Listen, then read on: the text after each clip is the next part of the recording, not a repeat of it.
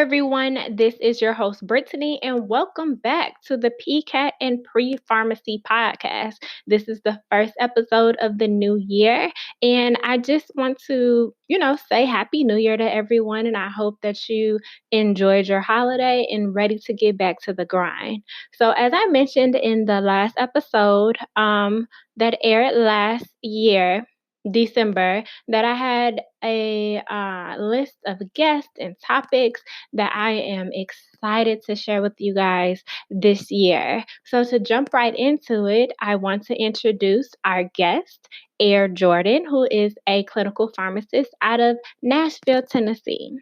He will be explaining to us one of the pathways student can take post graduation from graduating pharmacy school, such as residency and board exams. So, if you're interested in thinking about completing a residency, make sure to stay tuned. Okay. Hi, Air. Thank you again for joining the show. Can you please tell our audience a little bit about yourself? Okay. Thanks, Brittany, for having me on today. My name is Eric Jordan. I'm a 26-year-old clinical pharmacist, and a few unique things about me. I come from a family where both my parents were doctors. I have three sisters, and a little bit about my own personal family that I just started. I have a wife, and I have a 1-year-old son. Oh, yay. Congratulations. Thank you. Okay, so can you please tell our audience a little bit about how you became interested in the pharmacy field? Okay, well, my first interest or introduction to pharmacy came while I was in college. I was a chemistry major, so I was constantly just finding what can I do with my degree and how versatile can my degree or which places can my degree take me.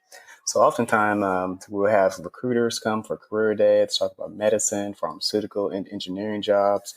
That kind of really started the conversation about a career in pharmacy. So I have an uncle. He was a retail pharmacist in Texas. So I would often talk to him about how the job market is and just what the job description of a pharmacist would entail. And that led me to a different conversation with my neighbors who were both pharmacists. So they gave me the opportunity to job shadow them just to see what the on-job requirements were. And after following them for a few days, I really enjoyed the experience, seeing how pharmacists work in hospitals, how they work with doctors, how they work with nurses. That really persuaded me to apply to pharmacy school. All right, great. Thank you for that. Now, in the introduction, I did mention that we're going to be focusing on postgraduate topics, but please share a little bit about your pre-pharmacy journey. Pre-pharmacy journeys. Like I mentioned, I was a chemistry major at the University of Tennessee at Chattanooga. That did come with a lot of ups and downs, trying to get a degree in chemistry at, I guess, a large university like that. But I really made the decision my junior year to really apply. So I made sure I had the required courses, made sure my resume had the letter of recommendations, research projects, and I made sure I crossed all the boxes for the application process. So I started interviewing to a pharmacy school, I believe in December of my senior year. I interviewed at University of Tennessee and also interviewed at East Tennessee, or I think it's East Tennessee University, and also the University of Mississippi. Unfortunately, I was only accepted to one of those, which was the University of Tennessee, and I received my acceptance letter in January. So that really was exciting news, and that's the school I chose to attend.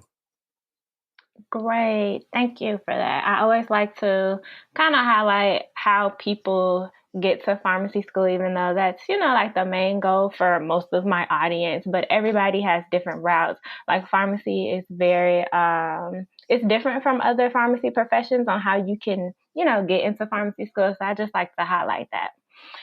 So now on to the topic of discussion for this episode. Please just go ahead and give us the rundown on, I guess, starting from your fourth year or even your third year, deciding on wanting to do a residency, because I know that is an option, and taking the NAPLEX and everything like that. You're the expert today. Okay. Well, my pursuit of getting a pharmacy residency really started, yes, like you said, at the beginning of my fourth year. So I was already planning on doing a residency, so I made sure I had the experience to really help me in the application process. So that started with an internship I was doing at HCA, Tri-Star Centennial Medical Center. So I was writing a very competitive internship. I was getting a lot of experience. I was going to codes. I was doing a research project with clinical pharmacists. So I made sure I had that box checked. So with working that internship, I wanted to really impress those residency programs by picking tougher rotations. So I picked like rotations such as cardiology, internal medicine, surgery and transplant, critical care, just to highlight that I can take on those tough rotations as well as balance the job. Um, 'Cause I know that's something that should be expected of a first year resident. Um, so the process kind of started with applying to the Forecast website. I don't know if you're familiar with that. It's just a website where you go and upload all your documents, your letters of recommendation, your CV, and stuff like that. And I was doing that all the way up until, I want to say, from October till January per se. And so once I got all my documents uploaded, you kind of wait for that match process. You hit the final submit button, and you wait till March to see if any programs are going to look at you and hopefully give you an interview one day. Okay. And just to be clear, I have a different range of audience. Can you tell us exactly what a residency is? So people, when they have the word resident, think just like a medical resident, but pharmacy residents kind of do the same thing as medical residents. You just have that first year of extra training. You have a preceptor, and you just do day-to-day things with them. Like you do rounding with the doctors, you go to codes. You just kind of, I would say it's like a fifth year pharmacy school year. So you just like another year of training just to get you more confident so you can practice on your own and be an independent pharmacist. Okay. And this is basically getting you ready if you want to go into a specialty. Is that right? Right. So there's different areas of specialty pharmacy has kind of grown into. So you can do cardiology, there's pediatrics, oncology. So there's over the years, there's different areas pharmacists have just practiced in, and there's become a specialty in that. Okay. And unlike medical school, isn't pharmacy resident only 2 years? You can do a first year, which is like a general residency. So you're kind of just touching all the areas in the hospital. And then once you have that experience, you can go into do a second year, which would allow you to specialize in a different area. So that second year, you'll focus on if you just want to do cardiology, you'll just have strict cardiology rotations, or you just want to do critical care. Your rotation should kind of be tailored to whatever you want to practice in. Okay. Thanks. Great. Um, so now that, so what actually got you to wanting to do a residency? Because I know some people, don't go that route. Well, I think what really wanted me to do a residency was that internship I was doing because I was working close with the residents. I was with their research projects. I was attending those hospital codes with them. And most of my experiences with my internship in school at University of Tennessee kind of tailored me to just want to pursue that path since everything was mainly focused on clinical work and direct patient care. Okay, good. So basically, you have to, like start preparing yourself just like you're applying to school again, right? Exactly, yes. So just as intense. Okay, so thank you for that. Now, can you tell us a little bit more about the NAPLEX, and that's the North American Pharmacist Licensure exam? I can. So the NAPLEX is just that one last test that everyone has to take before you can officially become a licensed pharmacist. And so the way the whole process goes, or typically it goes, when we all graduate in May, whichever your graduating class is, and you can sign up to take this test either a week after, a couple weeks after, a month after, or whichever you feel comfortable with taking the test. I started studying for that NAPLEX probably a year prior to graduating. So that July, and at the University of Tennessee, they kind of have us this RX prep course they give everyone. So everyone is responsible for finishing their modules each week. They have an online module. They give you this thick 1,000-page book to go along with it. Has practice questions. So they really want you to just do those every week, all the way up until graduation, and hopefully you'll be prepared to take the NAPLEX and pass the first time. Okay. Now, does jobs look at you differently if you have to take it again, or how does that work if you have to repeat?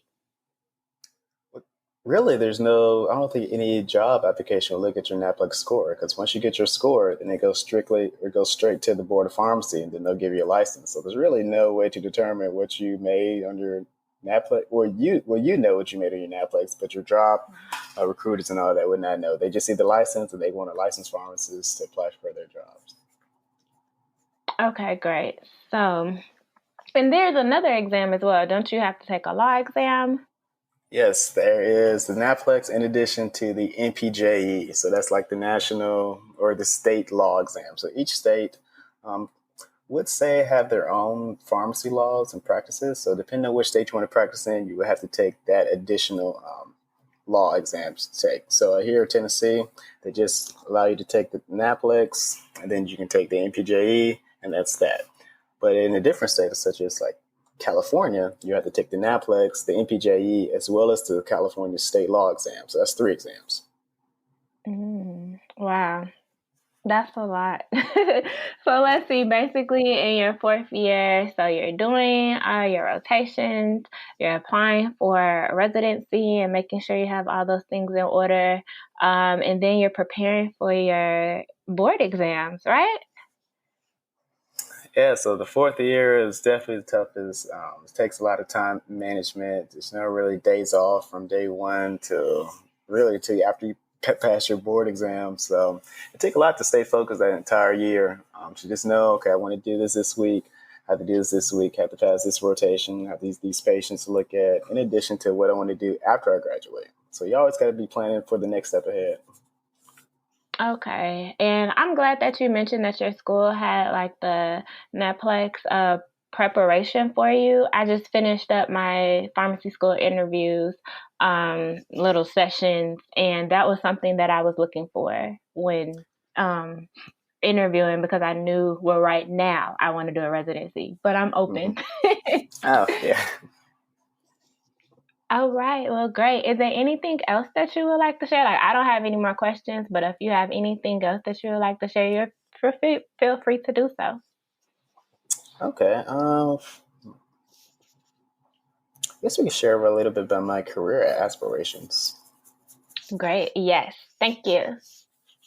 And so how I kind of see or kind of hope of my career kind of plans out is I want to practice, like I mentioned, I've been a clinical pharmacist at National General Hospital for a little over 9 months, but I know I can't stay in that clinical realm forever.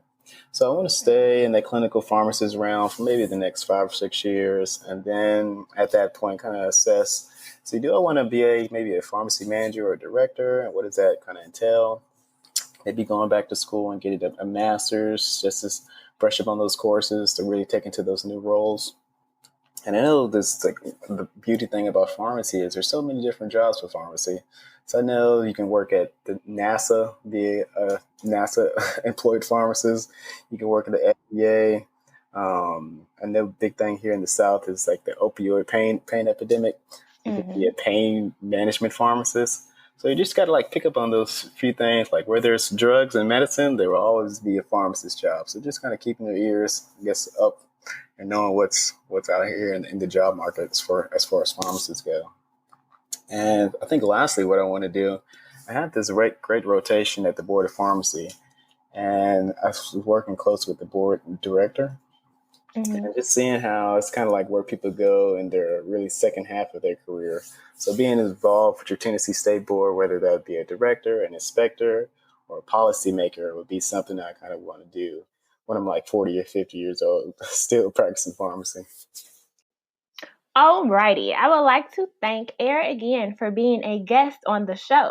He certainly dropped a lot of gems regarding one of the paths students can take post-pharmacy school. I will also be leaving his contact information in the description box. So if you would like to be a guest on the show, please make sure to contact me at podcast@crack crackpcat.com. And please make sure to check out crackpcat.com for all of your podcast study resources. And thanks again. I'll talk to you guys next week.